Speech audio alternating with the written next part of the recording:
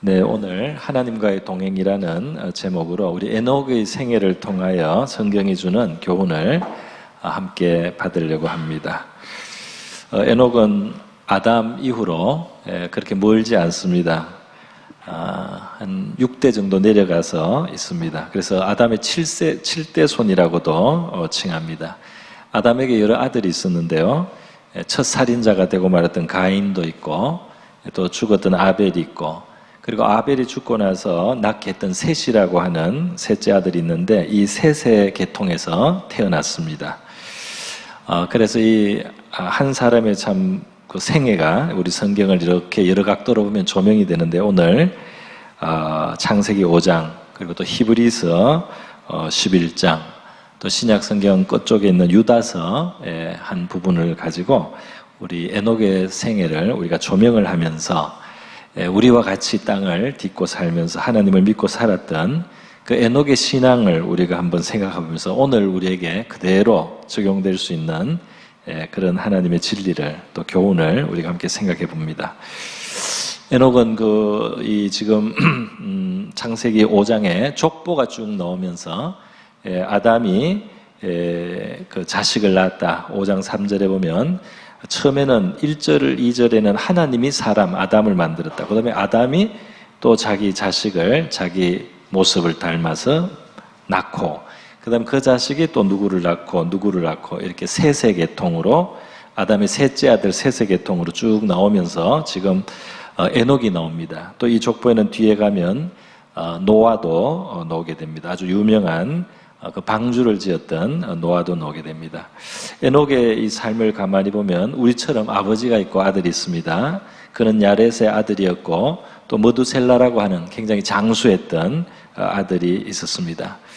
또 족보를 살펴보면 그는 노아라고 하는 사람의 증조부였어요. 그래서 에녹, 머두셀라, 라멕, 그리고 노아로 이렇게 이어집니다. 이렇게 조상 부모를 가지고 또 후손을 낳은, 바로 이 땅을 살아갔던 저와 여러분과 같은 한 사람입니다. 그런데 우리 창세기 5장에 특징이 하나 있다면, 그것은 한 사람이 누구를 낳았다, 누구를 낳았다, 자녀 누구를 낳았다, 그리고 몇 세를 살고 죽었다, 몇 살에 죽었다, 그렇게 돼 있어요. 그래서 여기서 아무래도 제일 두드러지는 것이 이 사람들이 살다가 죽었다는 이야기입니다. 살다가 죽었다는 말이 계속 반복돼. 어떤 사람은 그냥 아주, 지금 에녹은 살을 좀 붙인 내용입니다. 다른 사람은 더 짧습니다. 예를 들면 15절에 마할랄렐은 65세에 야렛을 낳고, 야렛을 낳은 후 830년을 지내며 자녀를 낳았으며 그는 895세를 살고 죽었더라. 그래서 한 사람의 생애가 아주 압축을 했더니 몇 살을 살고 언제부터 자식을 낳아가지고 몇 년을 살다가 죽었다는 이야기가 계속해서 이제 나오는 족보라고 하겠습니다. 여기에 죽었다는 말씀이 이렇게 강조되는 것은 창세기 2장에 하나님께서 처음 사람을 창조하시고 하나님의 말씀을 떠나는 날에 너희는 정령 죽으리라 이렇게 말씀하셨는데, 그 정령 죽으리라는 하나님의 말씀 그대로 하나님의 말씀을 떠나서 하나님을 등지고 떠난 인류는 그 다음 죽음의 역사, 사망의 역사를 계속 그냥 몸소 체험하면서 그렇게 대를 이어왔다는 사실을 보여줍니다. 몸이 쇠하고 그리고 병들고 죽는, 흙으로 돌아가는 육신적 사망, 육신적 사망의 측면을 보여주고 있어요. 그런데 여러분, 오늘 에녹의 족보는, 에녹의 이 족보의 내용을 보니까 에녹만 사실 죽었다는 말이 없다는 것입니다. 참 너무나 놀라운 일이죠. 에녹에게만은 그가 죽었다는 말이 사용되지 않고 하나님과 동행을 했다는 말이 강조가 되더니 하나님이 데려가시고 세상에 있지 않았다. 세상에 있지 않는 게, 이게 죽어서 세상에 있지 않는 것이 아니고 그냥 산채로 데려가서 더 이상 세상에 있지 않은 그 모습을 말하는 것입니다. 그래서 히브리서 11장 5절에 보면, 신약 성경인데요, 우리 PPT도 준비되어 있습니다. 이렇게 표현이 되어 있어요. 믿음으로 에녹은 죽임을 보지 않고 옮겨졌으니, 그랬어요. 하나님이 그를 옮기심으로 다시 보이지 아니하였느니라, 그렇게 되어 있어요. 그러니까 성천했다 이 말입니다. 성천했다. 이 성천이라고 하는 것은 거의 일어날 수 없는 일인데 성경에는 몇 가지 사례만 나와 있습니다. 열왕기 왕하 2장 11절에 보면 구약에서 우리 하나님이 아주 하나님께 귀하게 쓰임을 받았던 엘리야 선지자가 성천한 이야기가 나옵니다. 여기 엘리야 선지자가 하나님 앞에 성천될 기약을 미리 예고를 받고 있다가 제자와 함께 있던 중에 길을 가다가 하늘에 말과 병거가 제자와 그를 떼어놓고, 그리고 회리바람 같은 현상으로 그가 위로 올려서 바로 하늘로 올라가는 그런 장면이 열왕기하 2장에 기록이 되는데, 이 에녹도 그렇게 성천을 했다 이 말입니다. 참 신기하죠. 근데 여러분, 지난번 작년에 제가 성지순례를 갔다가 예수님 성천하신 그 지역에 갔습니다. 정말 하늘이 맑고 높은 언덕인데요. 거기에 이제 성천하신 자료 알려져 있습니다. 우리 성경에도 기록이 되어 있지 않습니까? 복음서와 사도행전 처음에 제자들이 보는 눈앞에서 올리워 가시고 나중에 이제 구름이 가리면서 사라지셨는데, 그것이 바로 이제 예수님의 성천입니다. 예수님의 성천은 한번 죽음을 맛보시고, 우리 죄를 해결하기 위해서 죽음을 한번 맛보시고 영생하는 몸으로, 부활의 몸으로 사시다가 성천하신 겁니다. 그런데 이 에녹과 또 엘리야는 그거와 좀 다르게 살다가 죽음을 맛보지 않고 이들은 올렸습니다. 그러니까 하나님이 굉장히 사랑하신 것이 분명합니다. 하나님이 굉장히 사랑하셔서 이들의 삶이 보통 사람이 경험할 수 없는 사실 그런 놀라운 사망을 경험하지 않는 그러한 일이 있다. 이것으로서 하나님이 이 사망 위에 계신 분이라는 사실을 보여줍니다. 온 인류가 죽음을 맛볼 수밖에 없는 그런 큰 지배, 죽음의 지배 아래 있지만 하나님은 그 위에 계셔가지고 하나님이 때로는 그것을 그 법칙 위에서 말이죠, 사람을 산채로 하늘로 데려갈 수 있다는 것을 보여줍니다. 그래서 이런 에녹의 삶은 우리와 거리가 먼 것 같이 너무 뛰어난 그런 참 사람이 아닌가 싶지만, 우리가 본문을 통해서 자세히 볼 때 에녹과 우리 사이가 사실은 그렇게 멀지 않다는 것을 성경에서 우리가 발견할 수가 있습니다. 그것을 한번 살펴보겠습니다. 먼저 첫 번째로 이 에녹의 삶에 무엇이 있느냐? 그가 하나님과 동행을 했는데 이 하나님과 동행을 할 만큼 거룩한 삶 혹은 경건한 삶을 살았다고 하겠습니다. 하나님과 동행을 하는 삶인데 거룩한 삶이고 경건한 삶이지만, 사실 그 외에 다른 우리 그의 삶을 이렇게 보니까 에녹의 삶에는 다른 사람과 마찬가지로 자녀를 낳고 길렀다, 그리고 죽었다는 이제 그 내용이 있고, 이 사람의 큰 업적이나 큰 능력이나 어떤 뛰어난 어떤 다른 점은 이제 우리가 말하는 딱 한 가지 외에는 없어요. 이 고대 세계에도 보면, 우리 성경에 보면 뛰어난 사람들이 있습니다. 예를 들면 창세기 10장에 니무롯 같은 인물이 나오는데요. 이 사람은 굉장히 걸출한 능력을 가지고 있어요. 그 당시에 아마 동물과 인간 사이에 이 전쟁 같은 것들이 있지 않았나 싶은데요. 뛰어난 사냥꾼이다 그랬어요. 그래서 아주 맹수들을, 아주 위험한 동물들을 해결하는 그런 큰 능력을 가진 니무롯과 같은 능력. 동시에 그는 신할 땅을 중심으로 해서 나라를 세웠습니다. 그래서 이 사람을 지도하고 규합하고 이렇게 리드해가지고 뛰어난 리더십을 가지고 나라를 세웠던 그런 인물도 있습니다. 그 다음 또 창세기 4장 같은 데 보면 가인의 그 첫째 아들, 이제 아담의 첫째 아들 가인도 자식을 낳아가지고 그 전에 이름을 에녹이라고 지었어요. 지금 우리가 보는 이 에녹하고 동명이인입니다. 근데 그 에녹을 낳고는 이 아들에게 얼마나 사랑했는지 성을 쌓아서 성을 만들면서 그 성을 에녹성이라고 그렇게 칭해서 그 아들의 이름을 유명하게 만들었습니다. 그러니까 결국 뭐냐면은 고대에도 유명한 사람도 있고 큰 일을 한 사람도 있고 뛰어난 능력을 가진 사람도 있었습니다. 그래서 그들이 각각 어떤 방면에서 유명했는데 지금 이 우리가 말하는 창세기 5장의 이 에녹은 그것이 없이 평범하게 자녀를 낳고 그냥 살다가 살다가 갔던 평범한 삶이었다 하는 겁니다. 그러나 이 사람의 그 특별한 점이 하나 있었는데 하나님과 동행했다는 거죠. 그런데 요것을 우리가 히브리서 11장 5절을 봤는데 6절까지 함께 보면은 이 에녹의 삶이 우리하고 얼마나 가까운지를 알 수 있습니다. 우리 한번 PPT로 보여주시기 바랍니다.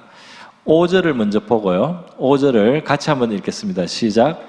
믿음으로 에녹은 죽음을 보지 않고 옮겨졌으니 하나님이 그를 옮기심으로 다시 보이지 아니하였느니라. 그는 옮겨지기 전에 하나님을 기쁘시게 하는 자라 하는 증거를 얻었느니라고 밑에 한 줄이 안 보이네요. 칸이 좀 모자라네요. 자, 기쁘시게 하는 증거를 받았느니라. 그리고 시작. 믿음이 없이는 하나님을 기쁘시게 하지 못하나니 하나님께 나아가는 자는 반드시 그가 계신 것과 또한 그가 자기를 찾는 자들에게 상 주시는 이심을 믿어야 할지니라. 그래서 이 에녹의 삶은 기쁘시게 하였다. 하나님을 기쁘시게 하였다는 겁니다. 기쁘시게 하였는데 이 기쁘시게 하나님을 기쁘시게 했다는 게 무슨 말이냐? 이제 그 6절에 설명이 있습니다. 믿음이 있었기 때문에 기쁘시게 하였다는 거죠. 믿음이 있었기 때문에. 저와 여러분이 하나님을 믿는다면 하나님을 기쁘시게 할 수 있는 줄 믿습니다. 믿음이 있으면 기쁘시게 할 수가 있어, 하나님을. 그런데 이 하나님을 기쁘시게 하는 그 믿음은 뭐냐? 하나님께 나아간다.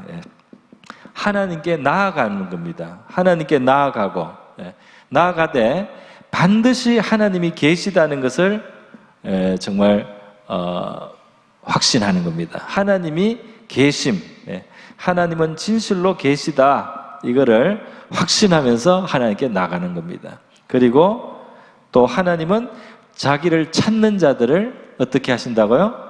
상 주신다. 하나님은 하나님을 찾고 하나님을 만나고 싶어하고 하나님을 알고 싶어하고 하나님을 가까이 하려고 하는 사람을 굉장히 기뻐하셔서 거기에 상을 주시는 그런 분이시다.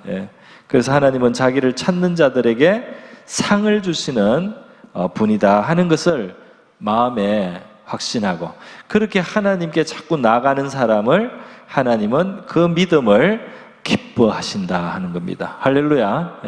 이런 의미에서 저와 여러분도 이런 믿음을 가질 수 있지 않겠습니까? 우리 하나님을 찾는 겁니다.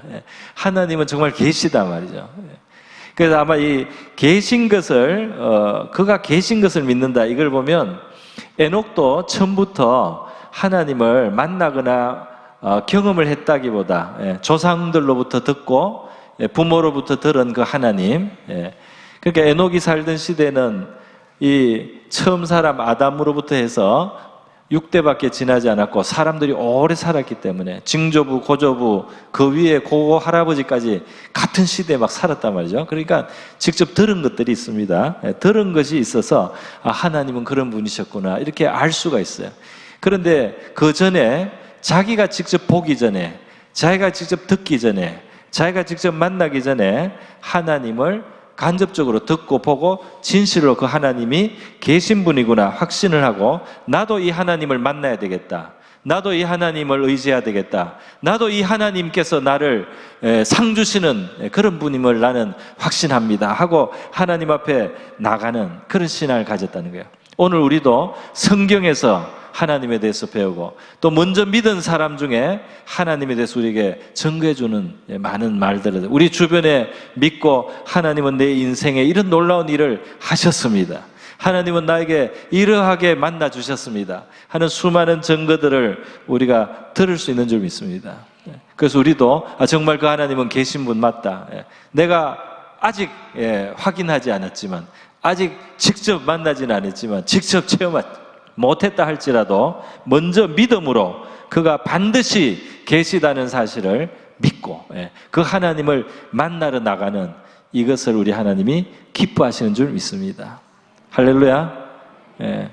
그래서요, 그리고 하나님을 이렇게 찾아, 이 에녹의 바로 이런 믿음이 우리의 믿음이고, 그런데 에녹의 믿음이 우리가 이제 본받아야 될 점이 있다면, 이렇게 우리도 이렇게 하지만 이 믿음이 어디까지 갔느냐? 동행하는 데까지 갔다는 것입니다. 이 동행했다는 말은 쉽게 쓰는 말은 아닙니다, 사실. 왜냐하면 하나님을 믿노라 하지만 동행했다는 말을 쓰는 사람들이 아주 많지는 않아요. 그러나 우리 성도들은 주님을 따라가야 되고 우리 주님과 동행해야 될 줄로 믿습니다. 그런데 이 동행한다는 것이 무슨 뜻일까요? 동행은 한문으로 쓰면은 함께 동자에 갈 행자인데요, 함께 간다, 함께 간다, 함께 걸어간다는 뜻입니다.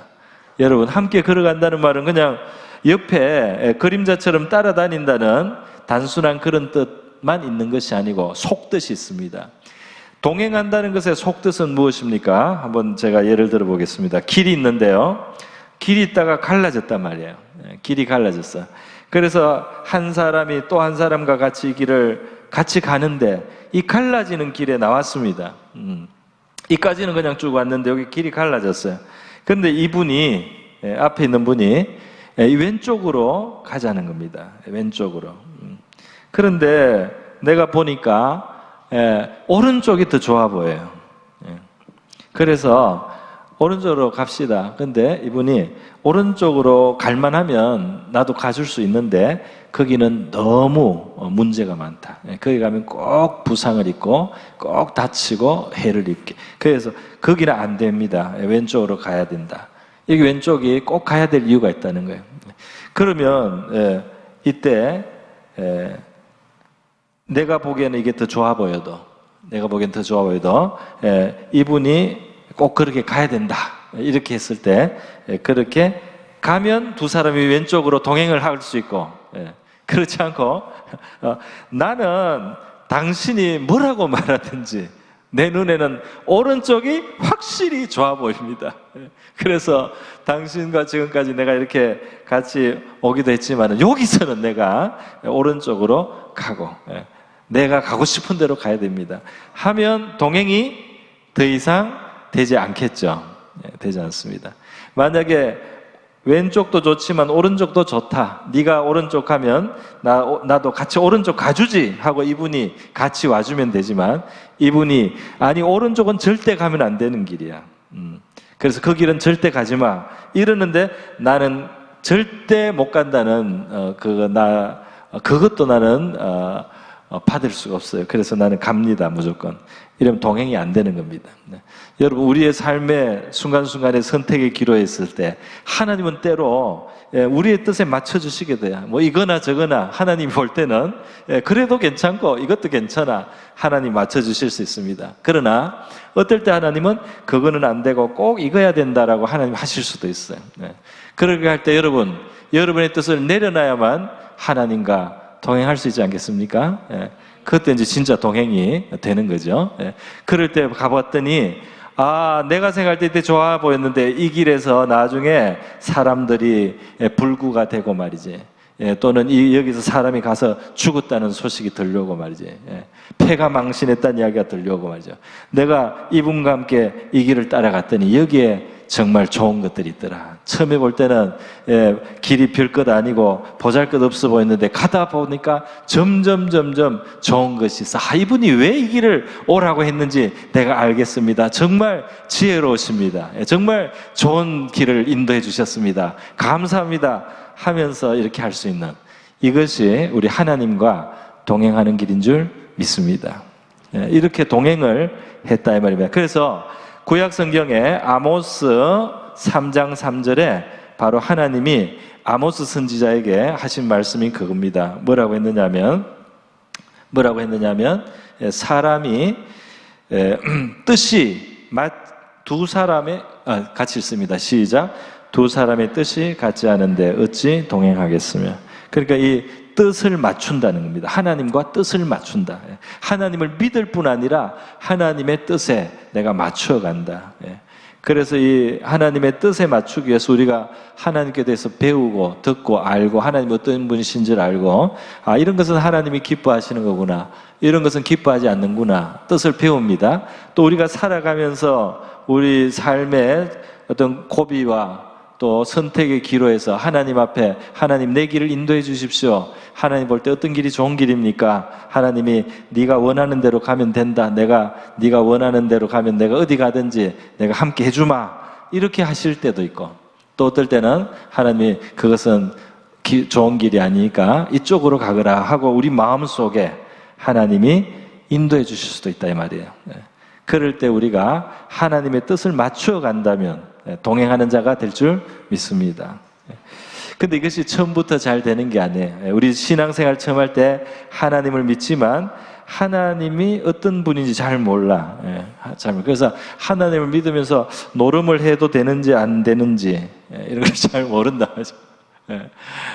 하나님을 믿으면서도 내가 해야 될 일이 있는지 하지 않아야 되는지 이런 거 잘 모르고 처음에 아무것도 모르고 살 수도 있어요. 그러나 하나님의 뜻을 점점 알아야 되겠고, 하나님의 뜻을 아는 것으로 또 충분하지 않고 하나님의 뜻을 맞춰가야 되겠고, 또 심지어 내가 볼 때 하나님의 뜻이 내가 볼 때는 상당히 불편해도 그것이 상당히 불편해도 그것이 하나님의 뜻이기만 하면 내가 그 뜻을 반드시 나는 따라갑니다. 나는 그것을 위해서 힘을 달라고, 하나님이 원하시는 그 길을 내가 갈 수 있게 달라고 간절히 기도하고 애써서라도, 기도해서 힘을 얻어서라도 내가 인간적으로는 거스리는 그 길을 하나님의 뜻이기 때문에 나는 가겠습니다 하고 이렇게 뜻을 합할 때 이제 동행이 되는 줄 믿습니다. 예수님께서 겟세마네 마지막 그 기도를 하실 때 하나님 아버지께서 십자가의 쓴 잔을 감당하라고 인도하시고 있었어요.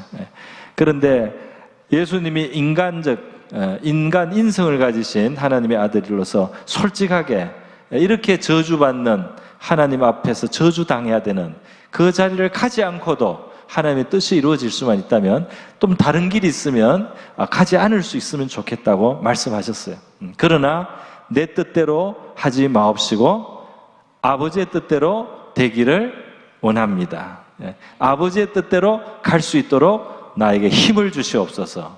이렇게 기도하실 때 우리의 본이 되신 줄 믿습니다. 그러니까 우리도 인간적으로 하나님의 뜻인 줄 알면서도 내 뜻을 합하기가 마음이 안 내킬 수 있다 이 말이에요. 그럴 때도 아버지의 뜻으로 내 마음을 합하게 해달라고 그렇게 기도할 수 있으면 우리가 동행하여 갈 수 있게 되는 줄 믿습니다. 그만큼만 우리가 마음의 자세를 바로 해도 이 동행을 하는데 우리 하나님이 도와주실 줄 믿어요. 자, 여러분, 그래서 바로 평범한 삶입니다. 평범한 삶의 모습이지만 그 속에 하나님과 동행함이 가능하다는 것. 그리고 이 동행함에는 뜻을 하나님께 뜻을 합하여 드리고 함으로 이 동행이 이루어진다는 말입니다.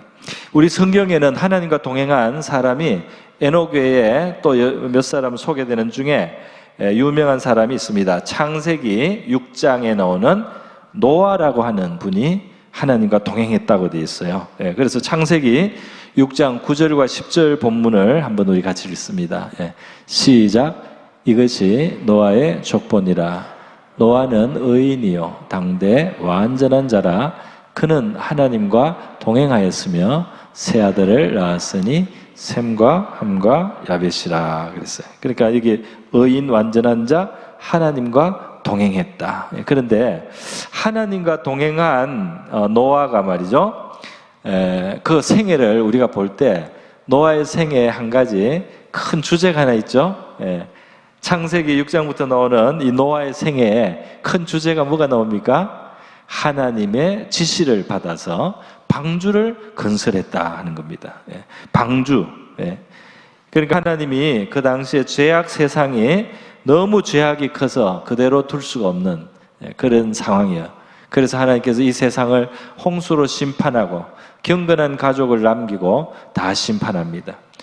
사람 덕분에 동물들까지 코로 숨쉬는 것들은 죽는데 그 중에 종자를 남기기 위해서 정결한 동물, 부정한 동물을 각각 적당수로 이 방주로 태워서 홍수에 죽지 않게. 그래서 이 노아의 가족이 살고 이 동물들의 종자가 보존되는 큰 방주를 지어요. 길이가 130-40m 되는 큰 방주입니다. 엄청나게 큰 방주 작업을 하나님 명령을 했는데 노아가 이것을 순종했어요. 한 번도 인류 역사에 그전에 있지 않았던 대홍수의 심판을 준비하라는 명령을 주셨어요. 한 번도 있지 않았던 사건이지만 하나님이 그것이 온다고 하는 겁니다. 오늘 예수님이 재림하고 인류의 역사가 종말에 이르는 날이 오고 그래서 이 세상이 정리되는 그런 순간이 온다는 것, 지금까지 없었던 일이지만 하나님의 그날이 온다고 하나님은 말씀해 오셨어요. 그리고 그날을 준비하라. 그날을 우리가 준비해야 된다는 것도 말씀하셨습니다. 그런 의미에서 노아처럼 우리도 그날을 준비하라는 명령을 받은 거죠. 그래서 준비하고 있는데 노아가 이 방주를 지을 때 그 당시 사람들이 볼 때 이 방주를 짓는 일은 힘든 일이죠. 물질이 들어가고 시간과 에너지, 정성이 들어가서 즐기기도 바쁜 세상에 그 큰 배를 지어서 어디에 쓰려고 그렇게 큰 배를 짓느냐? 사람들이 이해를 못 해주는 정도를 넘어서서 조롱을 했습니다. 그죠? 조롱을 했을 거라고 우리가 충분히 추측이 됩니다. 저 사람이 정신이 나갔단 말이야. 정신이 나갔다. 어디에 쓰려고 저렇게 큰 배를 짓느냐. 홍수가 온다고 하면서 우리에게도 같이 지었자고 하는데 미친 짓을 우리가 왜 하겠냐. 정말 할아버지가 미쳤다. 이렇게 사람들이 비웃을 수 있는 이제 그런 조롱도 감수해야 됩니다. 수고할 뿐 아니라 조롱을 받으면서 감당해야 되는 일이었는데, 여러분 노아가 이 방주 짓는 일을 노아의 일로 생각하지 말고 저와 여러분에게 하나님이 명령하셨다면 우리가 주저할 마음이 생기지 않을지 한번 생각해 봐야 되겠어요. 하나님 우리에게 뭘 말씀하시면 야 하나님 그거 너무너무 좀 그렇습니다 이렇게 그 말이 나오지 않을까요? 방주를 지으라고, 이만큼 큰 방주를 지으라고 하면 너무 어마어마합니다. 그 언제 무슨 그 힘으로 그 지으면 사람들이 뭐라고 나를 하겠습니까? 우리에게도 사실 하나님이 우리의 믿음을 육성하고 기르시는 과정에 이런 요소가 우리의 삶에도 있을 수 있지 않겠습니까? 이런 면이 있지 않겠어요? 쉽게는 당장 주일날 교회 오는 것만 해도 어떤 분들한테는 그거 왜 그러냐 말이야. 이렇게 놀러 갈 때 많은 세상에 왜 그렇게 신앙생활 한다고 그렇게 매여 있느냐. 이렇게 할 수 있지 않습니까? 그러나 여러분 바로 동행을 한다는 것은 하나님의 뜻을 받아들여서 그 하나님의 뜻을 받아들이는데 우리가 부담해야 되고 우리가 감당해야 되는 것을 감당하면서 그러면서 하나님의 뜻을 받아들여서 그것을 실천할 때 이것이 하나님과 동행하는 삶인 줄 믿습니다. 그 동행한 열매는 너무나 귀했어요. 자기 집안을 구원하고 새로운 인류가 새로운 세계를 시작할 수 있는 그러한 너무 중요한 일을 노아가 수행한 것으로 되었던 것입니다. 그래서 여러분 이렇게 동행을 할 때 우리의 뜻을 하나님 앞에 내려놓고 그래서 이 에녹이라는 이름에 말이죠.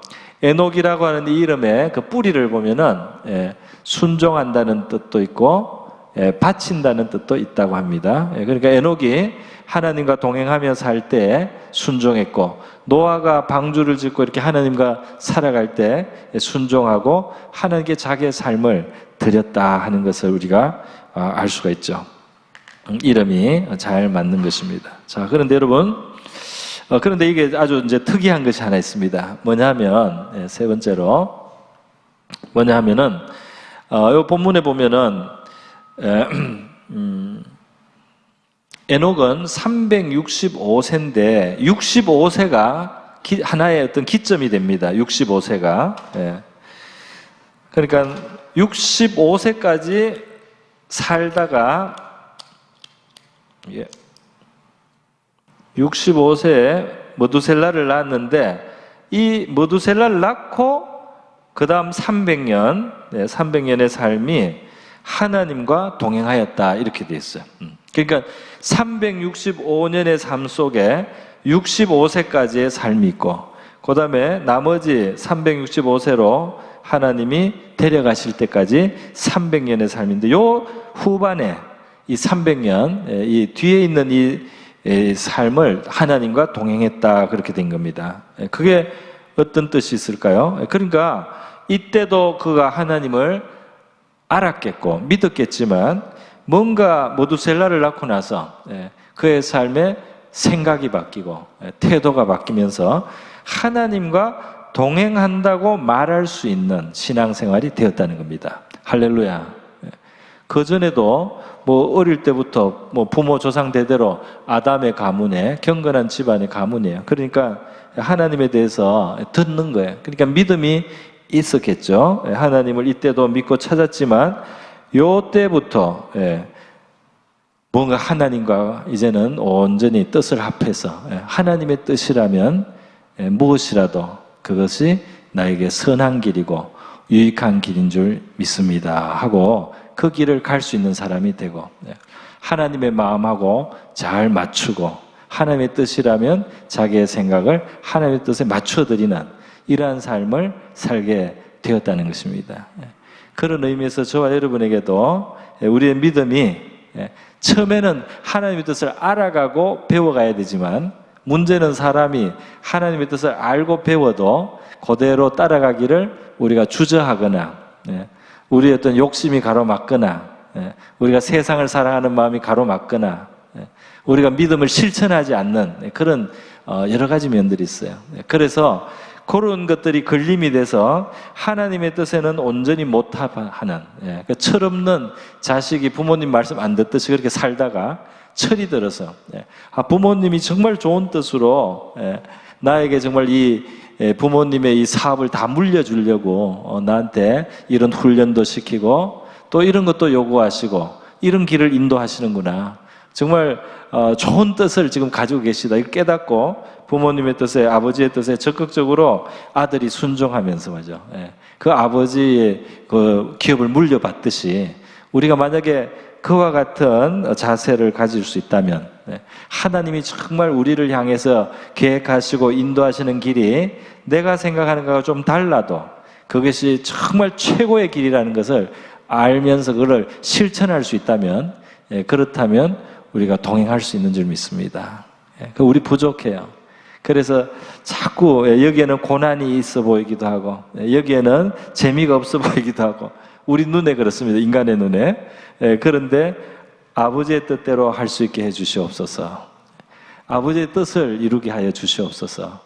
우리의 뜻을 굴복시키고 순종하면서 드리면서 우리 동행할 수 있는, 그래서 우리의 삶에도 변화가 올 수 있기를 바랍니다. 변화가 말이죠. 그냥 적당히 믿는 것이 아니고 하나님과 동행하는 삶으로 저와 여러분의 삶이 그렇게 나아갈 수 있기를 주님의 이름으로 축원합니다. 처음부터 동행했던 것은 아니었다. 이것이 우리에게 위로가 됩니다. 자, 마지막으로 한 가지만 더 살펴보겠습니다. 이제 유다서인데요. 우리 신약 성경에 유다서가 요한계시록 앞에 있습니다. 이 유다라는 이름은 예수님을 배반했던 그 제자도 이름은 유다지만 이 유다는 그 유다가 아니고 예수님의 형제로 알려진 유다라고 그렇게 교회에서는 알고 있습니다. 이 유다서 14절과 15절 말씀을 같이 한번 보겠습니다. 이건 뭐냐면 아담의 7대손 에녹이 하나님의 감동을 받아서 자기가 살던 시대의 사람들에게 하나님의 뜻에 대해서 알려준 게 있었다는 겁니다. 같이 읽습니다. 시작. 아담의 7세 손 에녹이 이 사람들에 대하여도 예언하여 이르되 보라 주께서 그 수만의 거룩한 자와 함께 임하셨나니 이는 뭇사람을 심판하사 모든 경건하지 않은 자가 경건하지 않게 행한 모든 경건하지 않은 일과 또 경건하지 않은 죄인들이 주를 거스려 한 모든 완악한 말로 말미암아 그를 정죄하려 하심이라 하였느니라. 아멘. 자, 이게 무슨 말일까요? 예. 자, 지금 예언을 했다 이 말은 성령의 감동을 받았다는 겁니다. 성령의 감동을 받고 먼 미래에 일어날 일을 눈앞에 보듯이 보고 그걸 알려준 겁니다. 근데 그 내용이 뭐냐면, 그 내용이 뭐냐면 14절 끝을 볼까요? 14절 끝에 보면 보라 그랬어요. 뭘 봅니까? 에녹이 뭘 보느냐면 최후의 심판날을 보고 있어요. 최후의 심판. 또 달리 말하면 주님의 재림의 날을 바라봤습니다. 그때 벌써. 그래서 보라, 주께서 그 수많은 거룩한 자와 함께 임하셨나니 마지막 날 천사들, 거룩한 천사들 혹은 거룩해서 주님 품에 먼저 가 있는 성도들과 함께 주님이 임하시는 그 날을 에녹은 이 성령의 감동 속에서 봤다 이 말이에요. 근데 보면서 뭐라고 그 시대 사람들한테 말을 해줍니까? 15절로 가서 왜 이렇게 거룩하신 주님이 거룩한 자들과 함께 이 세상에 임하시느냐? 그런 무사람을 심판하실 날이 온다는 겁니다. 심판하실 날이. 근데 그 심판하시는 내용이 뭐냐? 경건하지 않은 자, 경건하지 않게 행한 모든, 경건하지 않은 일, 경건하지 않은 죄인들이 주를 거스려 한 완악한 말. 그러니까 여기 계속 경건하지 않다. 그러니까 불경건, 불경건이 심판당하는 날이 온다는 겁니다. 불경건이 심판당한다. 원래 인간을 하나님이 거룩하게 또는 경건하게 살도록 인간을 창조하셨는데 이걸 다 떠나가서 불경건하게 살고 불경건한 삶을 살아가는 경건하지 않게 행하는 이 모든 일들에 대한 하나님의 심판의 날이 다가온다. 이거를 말했어요. 오늘 우리로 치면은 주님의 재림을 바라보고 살았다는 겁니다. 할렐루야. 그 시대에도 물론 당장 눈앞에 안 떨어졌습니다. 에녹의 시대에 당장 일어나지는 않았습니다. 또 오히려 에녹의 3, 4대 지나서 노아의 시대에 대심판, 대홍수 심판이라는 하나님의 중간 심판이 임했어요. 중간 심판. 그러나 에녹은 그 중간 심판보다 더 멀리 마지막 최종 심판까지 바라봤다 이 말입니다. 그래서 이 재림의 주님이 거룩한 자들과 함께 이 세상에 임하신 온 세상이 마치는 그날까지 바라보고 그가 살았던 것입니다. 그리고 그 시대 사람들에게 그날이 온다. 여러분이 영원히 이렇게 불경건하게 살아도 되는 것처럼 생각하면 안 된다. 이 모든 경건치 않은 것에 대한 심판의 날이 반드시 온다. 그 날을 대비하고 사시오. 그러니까 회개하라는 말이죠. 사실은 회개하라는 사실은 이 복음을 전한 셈이에요. 거룩하신 주님 앞에 우리가 살아야 됩니다. 이 유다서에 지금 나오는 14절, 15절이라는 요 이야기들이 우리 성경 외에 고대 문서 중에 지금 외경이나 위경으로 남아있는 것들이 있습니다. 이거를 우리가 성경과 똑같은 권위를 주지는 않아요. 그러나 여기에 기록되어 있는 어떤 내용들이 성경을 기록한 시대에도 어떤 지식으로 내려왔던 지식들이 있었던 것 같아요. 그래서 그 어떤 일부들이 성경 안에 들어와 있습니다. 그래서 이 외경이나 위경을 우리는 여기에 보면 에녹에 대한 이야기가 있어요. 에녹서라는 내용이 있습니다. 이걸 전체를 100% 그대로 믿을 필요는 없습니다. 우리 지금 가진 성경, 정경에 포함된 것은 그대로 받아들이면 돼요. 근데 제가 이 에녹서를 한번 살펴봤어요. 에녹서를 살펴봤더니 참고할 만한 것들이 있습니다. 참고할 만한 것. 어떤 것이 있냐면 에녹이 그 시대를 보면서 슬퍼했다는 게 나와요. 많이 슬퍼했다. 사람이 이렇게 하나님이 훌륭하게 거룩하게 지었던 인간들이 이렇게 죄 가운데 악하여져서 하나님의 거룩과 선에서 멀어져서 살아가는 것을 에녹은 굉장히 슬퍼하고 근심했다 하는 그런 내용들이 많이 있습니다. 그러니까 이 사람이 하나님과 마음이 같으니까요. 하나님도 이 세상을 보시면서 근심하고 슬퍼하신 죄악을 보면서 에녹이 그랬다는 것을 우리가 알 수가 있어요. 그리고 성천의 내용도 나오는데요. 하나님이 벌써 이제 시간과 날을 알려줘서 에녹이 그걸 또 말합니다. 하나님이 그런 일을 하실 거라고. 그래서 이제 그렇게 성천함으로써 마지막 증거가 되는 겁니다. 영생이 있고 천국이 있다는 거. 이 죽음보다 더 강한 하나님이 살아계시다는 것이 그 시대에 다시 한번 증거되는 거예요. 그래서 에녹이 미리 그걸 말을 해놨습니다. 사람들한테. 그리고 후손들에게 미리 부탁을 하고 경건하게 살으라고 하고 이제 할 때 성천의 시간이 오니까 어둠이 땅에 임해서요 깜깜하게 된 다음 어둠이 잠시 머물러 있다가 어둠이 그칠 때 에녹이 사라졌어요. 그런 식으로 하나님이 데려갔다고 에녹서에는 되어 있습니다. 성경이 아니니까 그대로 우리가 꼭 사실이다 할 필요는 없다 할지라도 하여튼 성경의 에녹을 하나님이 데려갔다. 그렇게 해서 우리가 저런 일도 있었을 수 있지 않았을까 생각을 해볼 수 있습니다. 여러분 오늘 어쨌든 그 재림까지 바라보고 재림까지 바라보고 주님이 오실 그 마지막 때 무엇이 가치가 있는가, 그리고 지금은 아무렇지 않은 것 같아도 이 불경건한 것 혹은 죄악이라고 하는 것은 심판을 받아야 할 일이다. 그건 떠나야 가야 할 일이다.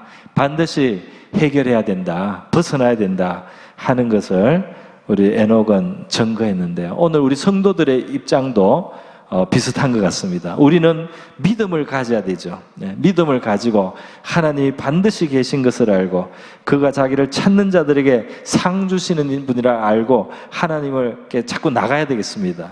할렐루야.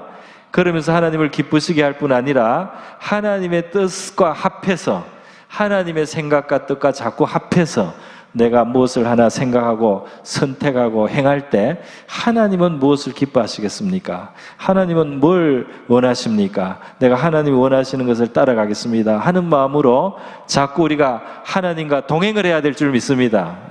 그리고 우리가 믿음으로 살아가는 이 모든 것은 이 세상에 대해서 사실 증거가 되고 있죠. 이 세상이 이런 식으로 죄 가운데 살아서는 안 되는 겁니다. 불경건한 삶에는 심판이 있기 때문에 우리가 주 예수를 믿어야 되고 회개해야 되고 그리고 예수님을 의지하고 살아야 되고, 그러면 마지막 날 하나님의 심판의 날이 언젠가 있겠지만 그 심판 중에도 하나님의 구원의 길이 열려 있습니다. 할렐루야. 구원의 길이 열려 있습니다. 지금 구원의 길이 열려 있으니까 우리가 준비해야 됩니다. 주를 영접하고 주님과 함께 이 땅을 살아가야 됩니다. 마지막 날 주님이 임하실 때 우리가 만약에 이 땅에 살고 있다면, 데살로니가 후서 4장입니까? 데살로니가서에 뭐라고 되어 있습니까? 우리 PPT 준비한 거 있지 않습니까? 한번 보여주시겠어요? 네. 데살로니가 전서입니다. 4장 16절 17절 말씀 있죠. 같이 한번 읽겠습니다. 시작. 주께서 호령과 천사장의 소리와 하나님의 나팔 소리로 친히 하늘로부터 강림하시리니 그리스도 안에서 죽은 자들이 먼저 일어나고 그 후에 우리 살아남은 자들도 그들과 함께 구름 속으로 끌어올려 공중에서 주를 영접하게 하시리니 그리하여 우리가 항상 주와 함께 있으리라. 아멘. 우리가 에녹 같은 하고 똑같지는 않지만 정말 우리 살아생전에 혹시 주님이 재림한다면 우리도 들려가야 할 줄 믿습니다. 우리가 땅을 사는 동안에 믿음으로 살고 주님과 동행하려고 그렇게 한 발자국이라도 주님과 맞추려고 그렇게 살아가다가 주님이 오시는 날 우리가 들림을 받고 올라간다면 에녹의 삶과 우리의 삶이 그렇게 다른 삶이 아닐 수도 있다는 생각을 해봅니다. 오늘 우리 에녹의 삶을 통해서 하나님과 동행하는 저와 여러분의 삶이 될 수 있기를 축원드립니다.